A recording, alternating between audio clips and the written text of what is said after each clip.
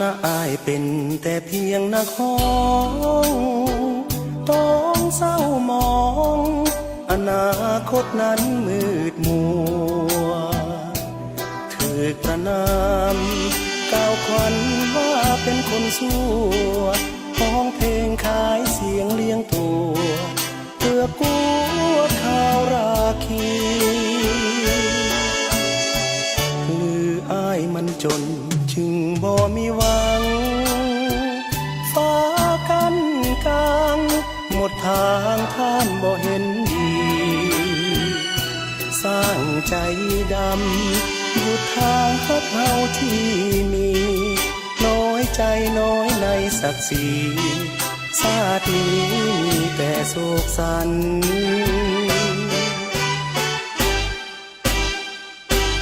จงสุขีสุขีเถิดที่หักอายจะหักใจให้ลืมน้องนั้นขอลาก่อนอาวรด้วยใจไว้วันหักเฮาที่เคยหมายมันเลิกฝันหรือมันเถิดน้องสะอื้นฝืนทนทั้งมนต์สีวันให้ของขวัญจะมอบให้แก่เนื้อทองมีแต่น้ำตาสายที่ดินไหลนองให้เป็นของขวัญห้องสมปองกันเถิดที่หัก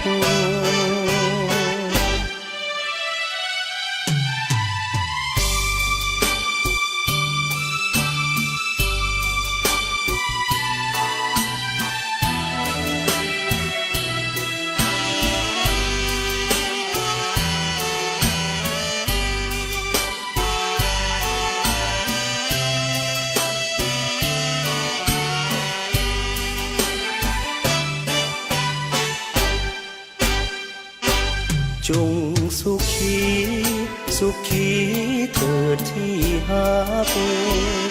อายจะหักใจให้ลืมน้องนั้นขอลาก่อน